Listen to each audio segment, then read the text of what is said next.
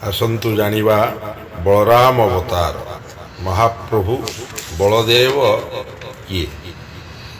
आम भागवत लेखा अछि ऊनविंशति रूपे हरि जादव वंशे अवतरी कृष्ण शरीर राम तुले अवनी भारा निवारिले। अष्टादश अवतार रे प्रभु राम अवतार ग्रहण करथिले, एणु बलराम अवतार कथा उल्लेख नाही। श्री गीत गोविंद अनुसारे राम अवतार परे हलधर रूपरे प्रभु पृथ्वी जन्म ग्रहण करथिले, किंतु पौराणिक मतरे द्वापर जुगरे प्रभु दुईटी अवतार नैथिले बोली वर्णना करा जाइछि। अष्टम अवतार हलधर बलराम एवं नवम अवतार कृष्ण अवतार प्रभु नारायण ग्रहण करिथिबा उल्लेख रहिछि।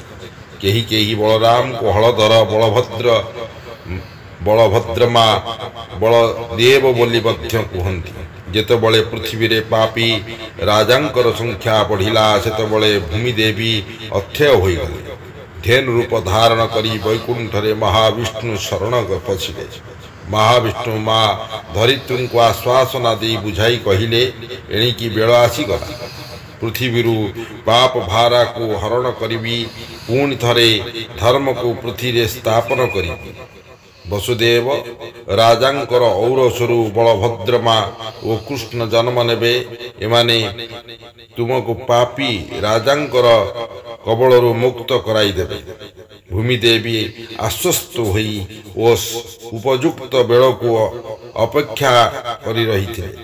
मथुरा राज्य रे उग्रसेन नामक जने जादव राजा थिले, एणु ये राजवंश को जदुकुल बोली कहा जाउथिला। सी उग्रसेन राजांकर पुओ हेले कंस ओ झियो हेले देवकी। कंस निज भौणी को बहुत आदर और स्नेह करुथिले। बहु धूमधाम रे भौणीर विवाह निज प्रिय बंधु वसुदेवंक सहित कलागला। झियो विदाय बेले कंस निजे रथरे नवदंपति को बसई नहीं जाउथिबा बेले आकाशवाणी हेला। आकाशवाणी कंस जानिबा को पाइला जे निज भौणीर अष्टम गर्भर जात संतानटी ताकु बद्ध करी। ये मंत्र बाणी रे विचलित होई भौणी भिणई को बंदी घरे रखिला। निज बापा उग्रसेन को बंदी करी निजे राज्य भार ग्रहण कला। बंदीशाल रे देवकी रही गोटिए परे गोटिए किछि 6टी पुओ जन्म देले। प्रति पुओ को कंस बंदी घर को आसी हत्या कला। तिथिरे वसुदेव ओ देवकी बड़ दुख अनुभव कले। विधिर विधान न होइबान परी देवकी पुणी थरे गर्भवती हेले। एथर सप्तम गर्भ ओ ये गर्भरे प्रभु अनंत बीज करिथिले निजे थिले। से माया देवी को डाकी तुरंत सप्तम गर्भरु भ्रूण को नहीं वसुदेवंकर प्रथम पत्नी रोहिणी गर्भरे संचार करने को कहिले। माया देवी ताही कले, एणु रोहिणी पुत्र भावे प्रभु जन्म हेले। एथिपाई तांको संकर्षण बोली कहन्ति। एणे चारिआडे प्रचार हेला जे देवकींकर सप्तम गर्भटी नष्ट होइगला।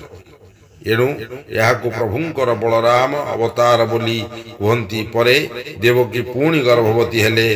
अष्टम गर्भरु कृष्ण अन्यतम अवतार यथा कृष्ण अवतार जन्म हेले। एणु द्वापर जुगरे प्रभु नारायण दुईटी अवतार ग्रहण करिथिबा पुराण प्रमाण मिलुअछि। प्रथमे आमे बलराम अवतार विषय जानिबा। बलराम देखिबा को गोरा और कृष्ण देखिबा को कला।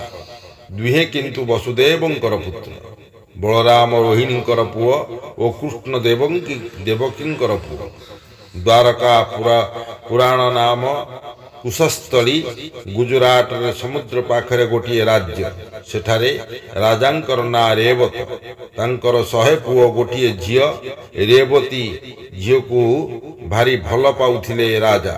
उपयुक्त पात्रटीए पाई ब्रह्मलोक जाई ब्रह्मांकर सहित परामर्श कले।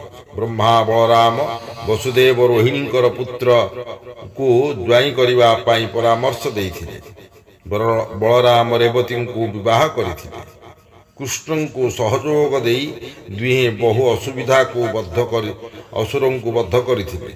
ପୂତନା, ଶକଟାସୁର, ତୃଣାବର୍ତ୍ତ, ବତ୍ସାସୁର, ଧେନୁକା, ପ୍ରଳମ୍ବାସୁର ଆଦି ବହୁ ଅସୁରଙ୍କୁ ବଦ୍ଧ କରିବାରେ ବଳରାମଙ୍କର ହାତ ମଧ୍ୟ ଥିଲା। କାଳିୟ ଦଳନରେ ମଧ୍ୟ ବଳରାମ ସହଯୋଗ କରିଥିଲେ। ସିଏ ହଳ ସାହାଯ୍ୟରେ ଯୁଦ୍ଧ କରିପାରୁଥିବାରୁ ତାଙ୍କ ନାମ ହଳଧର। ବଳରାମ କୁରୁପାଣ୍ଡବ ଯୁଦ୍ଧରେ ନିରପେକ୍ଷ ରହିଥିଲେ। ମହାଭାରତ ଯୁଦ୍ଧ ପରେ ଦ୍ୱାରକା ରାଜ୍ୟକୁ ଯାଦବ ରାଜାମାନେ 36 ବର୍ଷ କାଳ ରାଜତ୍ୱ କରିଥିଲେ। ବଳରାମ ଓ କୃଷ୍ଣଙ୍କର ପିଲାମାନେ ବିଳାସ ବ୍ୟସନ ମାତି ଧର୍ମଠାରୁ ଅଲଗା ହେବାରୁ ଯଦୁକୁଳ ଧ୍ୱଂସ ହୋଇପାରିଥିଲା। ପୁତ୍ରମାନେ କାର୍ଯ୍ୟ ପ୍ରଣାଳୀରେ ବଳରାମ ଆଦୌ ସନ୍ତୁଷ୍ଟ ନଥିଲେ। ଏଣୁ ସେ ଦେହତ୍ୟାଗ କରିବା ପାଇଁ ଠିକ୍ କରିଥିଲେ। ଗୁଜରାଟରେ ପ୍ରଭାସ ତୀର୍ଥ ନାମକ ଏକ ସ୍ଥାନ ଅଛି। ଏଠାରେ ଥିବା ନଈ କୂଳରେ ବଳରାମ ଆସି ଧ୍ୟାନମଗ୍ନ ହୋଇ ହେଲେ। କିଛି ଦିନ ପରେ ତାଙ୍କ ଶରୀରରୁ ଜୀବନ ଶେଷ ହେବାକୁ ବସିଲା। ଦେଖାଗଲା ସେ ତାଙ୍କ ଶ୍ରୀମୁଖରୁ ଗୋଟିଏ ଧଳା ସାପ ଧୂଆଁଳିଆ ଆକାରରେ ଶୂନ୍ୟକୁ ଉଠି ଚାଲିଗଲା। ବଳରାମଙ୍କର ମର ଶରୀର ପଡ଼ି ରହିଥିଲା। ଏହି ଧଳା ସାପଟି ପାତାଳକୁ ଚାଲିଗଲା ଏବଂ ସେଠାରେ ନାଗଲୋକରେ ପହଞ୍ଚିଗଲା। ନାଗରାଜ ଓ ସେ ରାଜ୍ୟର ଅଧିବାସୀମାନେ ବଳରାମଙ୍କର ଆତ୍ମାରୂପୀ ନାଗକୁ ସ୍ୱାଗତ ଜଣାଇଥିଲେ। ପୁରାଣରେ ଲେଖା ଅଛି, ଏ ଅବତାରରେ ବଳରାମ ବଡ଼ ଭାଇ ଭାବେ କୃଷ୍ଣଙ୍କୁ ସାହାଯ୍ୟ କରିଥିଲେ। ପାପୀମାନଙ୍କୁ ବଦ୍ଧ କରିଥିଲେ। ପୃଥିବୀରୁ ପାପ ଭାର କମେଇବାରେ ହଳଧରଙ୍କର ଦାନ କିଛି କମ୍ ନୁହେଁ। ଜୟ ଜଗନ୍ନାଥ।